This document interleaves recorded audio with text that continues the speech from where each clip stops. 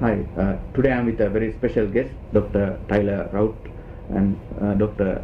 Tyler is actually the director of SSN as well as professor at NESA Center in Washington DC. So welcome to our program. Thank you, sir. So I'm actually meeting him during his visit to Sri Lanka to do the working group for NESA. So welcome to our program. Thanks for having me. Yeah, so I just want to ask you at the beginning, what are the scope and the objectives of NESA and SSN? It's a good question. Take it in two parts. First, the NESA Center. It's affiliated with the U.S. National Defense University. And NESA, the letters NESA, stand for the Near East and South Asia. We're what's called a regional center, set up largely to engage officials from the North Africa, the Middle East, and South Asia on strategic issues of international relations, security studies, those sorts of things. What we do is bring these officials, for the most part, to the United States for about 2-week-long programs where we'll focus on either sort of broad national security concerns of the countries in the region, or thematic issues. For instance, in January, I directed a seminar that we conducted on governance, justice, and the rule of law in transnational threats. So these officials from these various countries come together for 2, maybe 3 weeks, depending on the program, share their ideas, share their experiences, their concerns. They learn a little bit about the United States while they're there, which is also useful. And they get to know each other, because really what we are professional relationship makers.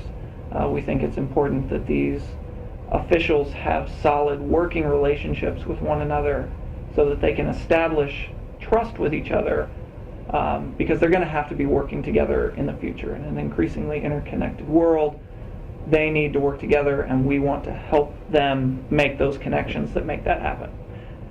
Similarly, the Strategic Studies Network was started as an initiative of the NESA Center in partnership with several other similar centers throughout the Middle East and South Asia. The idea there was to bring together think tanks, war colleges, and strategic studies institutes together to share the work that they're doing, to share contacts with one another, and to engage in collaborative research. In many ways, it's an effort to sort of consolidate and make more efficient the work of various think tanks in the region. So that's the general scope of both the Near East South Asia Center, but also the Strategic Studies Network, which we partner, the co-sponsors in the network are institutions like the Jordanian National Defense College, the National Defense University of Pakistan, Institute for Defense Studies and Analyses in India, the Turkish Center for Strategic Research, organizations like that, as well as a plethora of other organizations such as the Regional Center for Strategic Studies. Yeah, so now I know that RCSS is working some years with SSN. So how do kind of evaluate or review the partnership? Our partnership with RCSS has been fantastic, not just in this event, because RCSS hosting us here in Sri Lanka has been fabulous, but also in the contributions that RCSS has made to the work of the network over the past 4 or 5 years. RCSS has participated in several of these working groups. Right now, the ones on regional economic integration and issues of governance. And so they continually contribute to the intellectual capital there, but also in connecting the Strategic Studies Network to other institutions throughout South Asia. Sort of, we find that the Strategic Studies Network and RCSS combine to make a kind of network of networks, if you will, or a meta think tank that helps connect multiple groups doing similar things, interested in similar topics, but who might otherwise not get the chance to talk. So it's a very unique and I think beneficial relationship. Right. Now, you are here after some time, I guess, now, but you have been to Sri Lanka before as an organization, as an individual. So now we are talking about a post-war Sri Lanka after finishing the war in 2009. So what are your impressions about the country, about the city in general? Yeah, well, I personally have not been to Sri Lanka since October of 2007. So the country that I find myself in today is a very different place than it was just those 4.5 years ago. It's difficult for me to say, how I would rate the changes, having only been here twice. But I do recognize the feel of Colombo is different now than it was a few years ago, and there has been a great deal of development in this city. So I'm glad to be back in Sri Lanka after a bit of an absence. The Strategic Studies Network, however, was here in 2009 as well. So maybe some others would have some other views about that.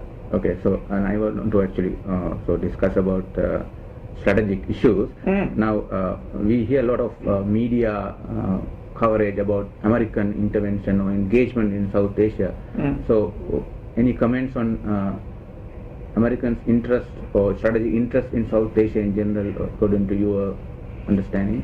Yeah, I think the U.S. has a very significant strategic interest in South Asia, not least of which is because something on the order of over 1/5 of the world's population is in South Asia. So just in terms of the global population, it's an important region. But as you know, we're also actively engaged in Afghanistan. So that then has implications throughout the subcontinent. Not only that, but a major American strategic interest is in maintaining freedom of the seas, world trade flows, not just in energy out of the Persian Gulf, but in all kinds of goods and services. So simply the geographic position of South Asia and in general, and then Sri Lanka in particular, makes it an important geostrategic region in which the United States, I think, is going to be engaged for quite some time. And also now you have done some work on maritime security and Indian Ocean piracy. So I'd like to also get your comment as of my final questions about Indian Ocean piracy and maritime security in the region in general.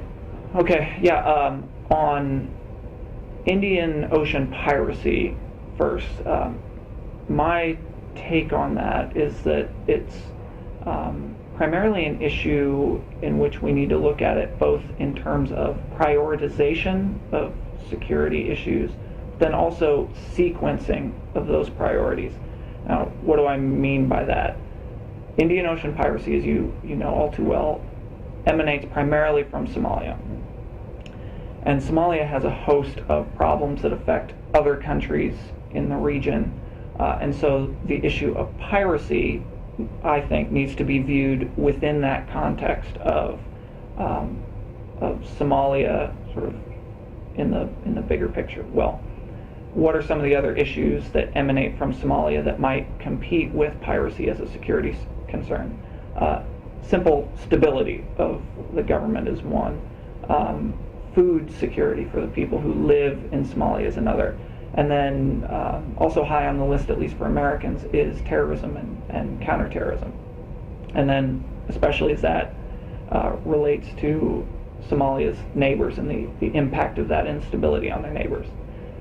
So for many, I think, as you prioritize those concerns, when you look at maritime piracy, yes, it's an important issue, but it has not reached the level that it has such an impact on international trade that it makes it painful for the countries involved. It is a problem, yes, not to be ignored, but it doesn't reach the scope of, say, a terrorist attack that might emanate from Somalia that has a direct effect on potentially hundreds, if not thousands, of people in their lives. So as you rate the security concerns and the threat to individuals that might emanate from Somalia, I think you would say counterterrorism is a very significant one. And food security and feeding the people of Somalia, especially after the famine in the Horn of Africa last year, is another very important security concern. And therefore, piracy and combating piracy would come third in that priority list. Again, not to say that it isn't important, it's merely to say that there are other issues that are also important. So then as you view Indian Ocean piracy, I think it's wise to think of how you sequence addressing those issues, because I don't think we can do everything all at once. So while the international community can do its best to keep a lid on piracy and not let it get any worse, the potential for destabilizing the rest of Somalia by actively engaging in counter-piracy on land might be too much to handle. So you deal with stability and food and counterterrorism issues first, and then once those are taken care of, then you move to a more robust action against Indian Ocean piracy, which then takes us to maritime security more broadly. I think Indian Ocean piracy is a very good issue that helps us in the international community focus on maritime security more broadly. It allows us to interact with each other. It allows us to go through real-time, real-life, live exercises of cooperative naval engagement as well as diplomatic engagement on that issue. So it helps, I think, to lay the foundation for an institutionalization of a security architecture in the Indian Ocean basin, which of course links some very vital areas of trade and commerce. I mean, the Asia-Pacific region on the one side and the Persian Gulf and Mediterranean seas on the other.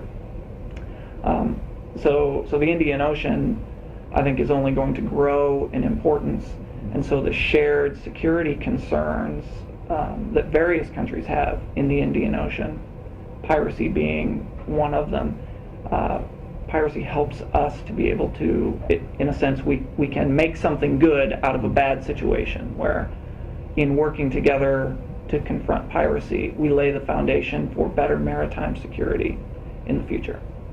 Thank you very much for your valuable time. I hope you have a very good time in Sri Lanka and also very successful in outcomes in your working group. Excellent. Thank you, sir.